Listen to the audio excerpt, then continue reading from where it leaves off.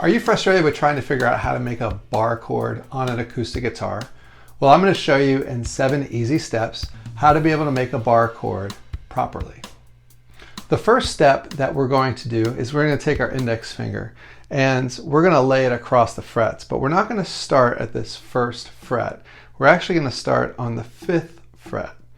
And this 5th fret is notated for those who are learning that each individual fret has a marker on it. So we're going to count frets. 1, 2, 3, 4, 5.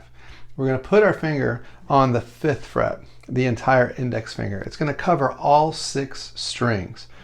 The reason why I'm starting at the 5th fret and not at this 1st fret is because this guitar has higher action, and more than likely your guitar probably doesn't have great action. This guitar has really low action. And I wanted to use this guitar specifically because the action is a little bit higher and it might be more representative of the guitar that you're actually using. So there's some techniques, regardless of how good the string height is or how low it is or how high it is, you can use these 7 steps in order to be able to overcome that. So don't blame the guitar. My first guitar was really bad. It was almost a centimeter's separation between the string and the fret. It was pretty awful. So your first step is to take your index finger and we're going to go to the 5th fret and we're going to lay it across all 6 fingers. Now you can, all 6 strings. Now you can feel that kind of the meat of your finger touching all the strings. And you want to move your index finger a little bit closer to this fret bar here. You don't want to stay too far away. You want to get pretty close. As you drag your finger across, you can kind of put some tension down. This moves into the 2nd step, your thumb. So what we're going to do is you put your index finger down and there's a lot of meat here on the index finger. So there's less meat on this side. So you can actually get a better compression or better surface area by rotating your index finger this way, so kind of counterclockwise.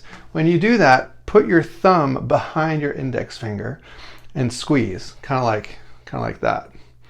And when you squeeze like this, then you get good tension on all the strings. Now, when the third step is to take your elbow and move it in towards your body. The reason why we're starting here, another reason why we're starting at this 5th fret, is because we want that elbow to be closer to our body. Once we put that elbow closer to our body, the amount of tension that's in our fingers begins to loosen and we get more control. So when that elbow is in, then we're able to lay the index finger across the fret, the thumb gets into position, and now we've got, if we pinch, now we've got coverage on all of those individual strings. Now this is a chord, not a very pretty chord, but it is a chord. And what we're going to do now is follow through with the rest of the steps. So our middle finger will then be placed on this 6th fret, but it'll be on the 3rd string right there. So then we'll add in the ring finger to the 7th fret on the 5th string. Then we'll add in our pinky to the 7th fret on the 4th string and strum. Now, there's lots of things that are happening with this chord. There's a lot of things that could go wrong, which leads us to our 7th step, but we're not going to get to that 7th step, which is kind of pulling our elbow back. Right now, your hand is under a tremendous amount of tension. So go ahead and let it out, shake it out. If you're ever feeling in pain or something like that, or you get any discomfort in your wrist, just let go, just stop, pause, kind of shake out your hand, and then try it again.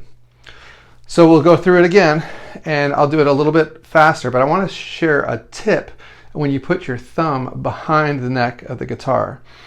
If you could see here that my thumb is right behind the 5th fret marker, but when I put my index finger down, my thumb needs to move this way. So my wrist was actually going to be pointing towards my chin or towards my shoulder.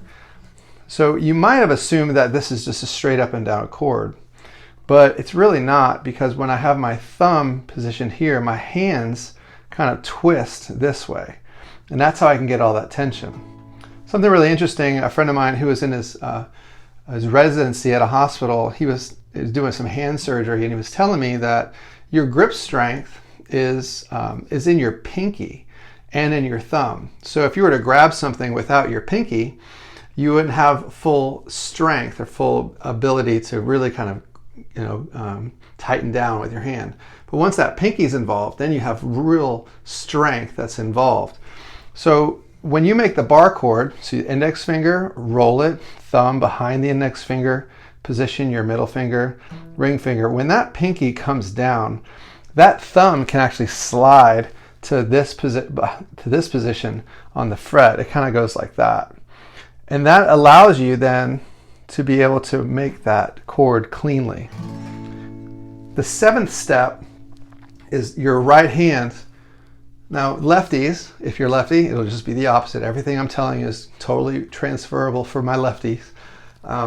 If you put the pit of your hand or pit of your arm right against the body of the guitar and pull back. So you've got your elbow towards the side of your body, and you've got this pit of your arm pulling against the guitar. It gives you a lot of control that you wouldn't necessarily have if you just had the guitar loose in front of you.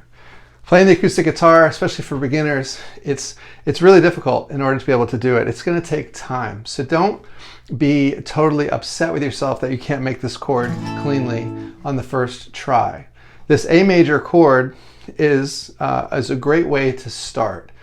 So what I want to encourage you to do is try to make this chord, just this one chord, try to make it cleanly, meaning playing every note, arpeggiating each note, which means just play each individual note. Once you can do that 3 times in a row in one sitting, then break, do it again the next day, and do it for a week until you can make sure that you're fully competent in this. A lot of guys and gals, what they'll do is they'll try to start moving around the fretboard too quickly, and then they start losing the real skill and the technique in order to be able to make that bar chord cleanly. Moving it around will come much faster once you get one. If you get one, you can get 12. And that's going to be in another video. You'll see the link in that video. If this video is helpful to you, go ahead and click subscribe and follow to figure out how to make one chord, this A major chord, into 12 different chords. We'll see you in the next one.